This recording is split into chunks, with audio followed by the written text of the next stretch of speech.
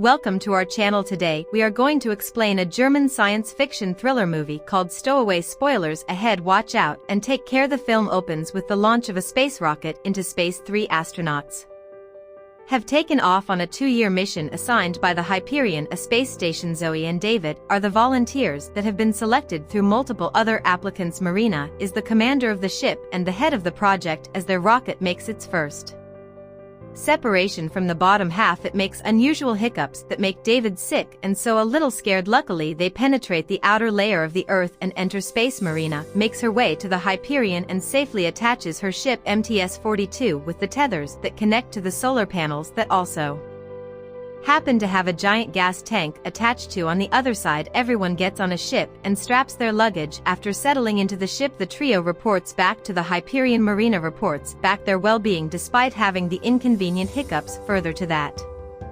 information, she adds that they will be the first ones to create a living on Mars, since that's what their mission was revolving around. Zoe and David also report back on their experiences as newbies, whereas it was Marina's third mission. A little while later, Marina is seen accessing a device when she notices blood seeping through the roof. She uses a drill to loosen the screws only to find a strapped body of an unconscious person. Suddenly the heavy man falls on Marina's arm, making her barely able to move. Marina starts screaming in fear when she sees the punctured jaw. Zoe and David immediately shows up and take the injured man away. Marina meanwhile locks that module in the units next to it because their ship's oxygen levels had dropped by 3%. Zoe and David are beyond shock to find out the injured man is still alive. They treated his wound and stitches it. Zoe creates a cast for Marina's bruised and broken arm. She puts on the cast and tells her to keep it on for 6 weeks. Marina shares that she has reported the breach back to Hyperion, and it turns out that the unconscious man is Michael, who was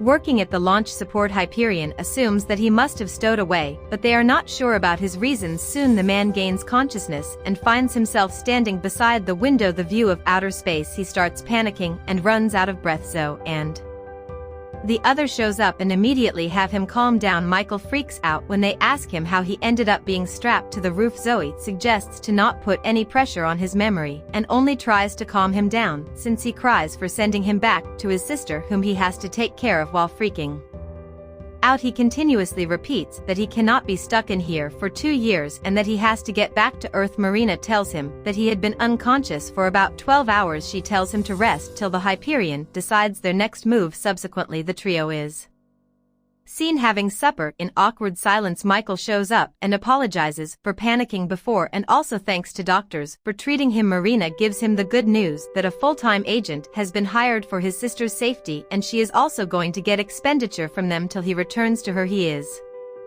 finally relieved to know his sister is being taken care of. Later that night, David discusses with Zell about having Michael do some day data entries since he's here while sharing a bunk bed, so cracks some jokes. The two laugh things off and goes to sleep the next day, so gives Michael a safety tour and gets him familiarized with how things work and what to do in case of an emergency. The next day Michael and David are seen in the lab. David is experimenting with his algae, whereas Michael is making data entries. Meanwhile Marina could sew to put on a spacesuit and to go and fix the charred draw. Marina asks Zoe to take pictures of it. Once she analyzes the pictures, she becomes concerned and contacts the support team in Hyperion, saying she needs help fixing their oxygen levels and declares it as a critical situation. Furthermore, she gets David to discuss the status of his audio production and Michael to put on a spacesuit and help so with the technical stuff. David and Marina gets into a minor argument when Marina asks David to use his algae to drive their oxygen level from 900 to 950, but David disagrees.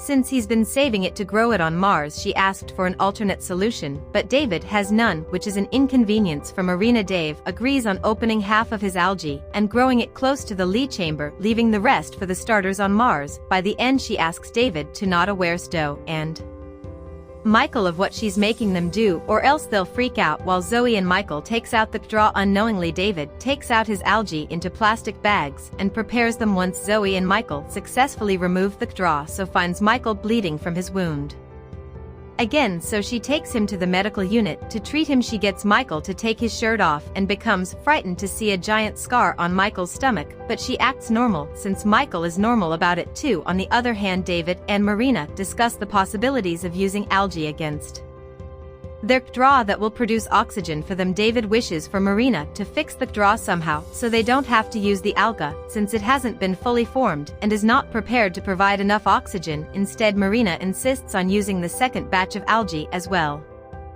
Considering the draw to be unfixable, however, David agrees to sacrifice the second batch too so that they can get a full oxygen supply on the ship. As David works on preparing the second batch, Michael catches up with his sister through the Hyperion device and confronts that he's happy to find himself useful on the astronauts and not just a burden. Meanwhile, David reports to Marina about the second batch failing to be formed. Marina becomes highly tensed knowing that 550 from one batch wasn't just enough for them. David also becomes devastated since his lifetime research work was put to waste and now he had nothing to grow on Mars and take credit for it on Earth. Marina talked to Jim from the station about the possibility of having help from outside, but Jim comes up with no solution, which makes Marina cry. That's when she realizes that the water has risen above their heads and that she must include Zoe and let her know about the current crisis. David and Marina approached Zoe and share explicit details about what's been happening for the past few days. Zoe is fine up until Marina and David decide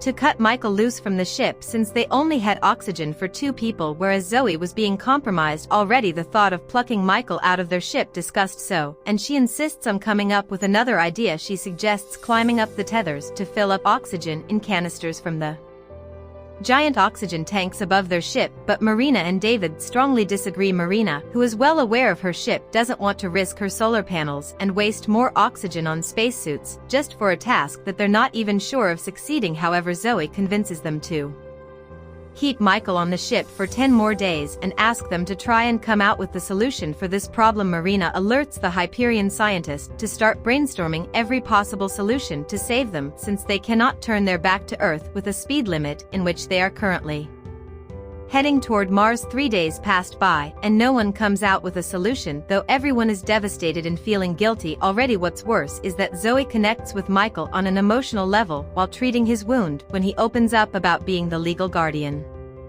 of his sister after they survived an apartment fire incident. Zoe goes to her sleeping unit and cries alone. 3 days later, David finally musters the courage to confront Michael about the ongoing situation. At night, when Zella Marina were sleeping, he asked for Michael's compromise and gives him an injection-like device that will help him die peacefully. Michael is too gentle to revolt against his decision and becomes hopelessly fearful. Michael sits by the window where he can see space and tries to inject himself, but the thought of his sister stops him every time. Crying and sobbing, he calls his sister and says some motivational stuff and tells her to learn to grow on her own. Meanwhile, everyone is seen in a separate unit being miserable and guilty for what they are planning to do to Michael, so goes to check up on Michael and finds him by the window with the injection that was stolen from her lap. She becomes disheartened to see Michael being aware of the situation, and in a vulnerable state she gives him hope and tells him an old story of her life that helps her keep her faith strong. She takes the injection and goes to David's lab to scold him for putting the killing thought in Michael's head. She accuses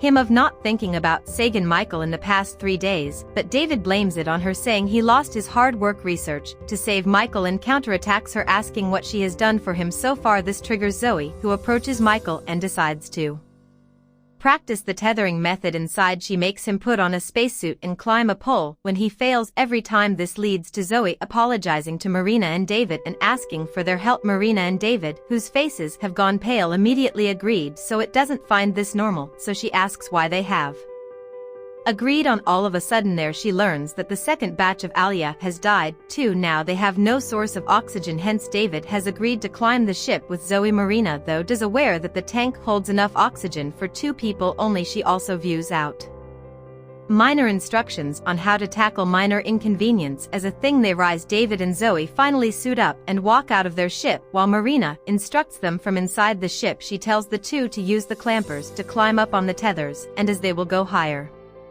the gravity will reduce automatically and they will no longer need clampers. Zoe and David successfully makes it to the solar panel array and climb down to the other side of it. While David is having a hard time, Zoe seems to be handling things well. Both land on the giant gas tank where David waits for her to climb down and open the gas chamber and send her cylinders one by one on her command. Marina instructs Zoe to look for the pipes and check the levels of oxygen on the meter. Zoe is relieved to see that there is oxygen for all 4 of them when she reports. Everyone feels relieved and becomes hopeful once again. However, things doesn't end well when Zoe is about to fill the second cylinder for Michael. The alarm starts beeping in the ship, alerting them of a lethal solar storm. Marina immediately commands them to leave the second cylinder and get back since the radiation can kill them.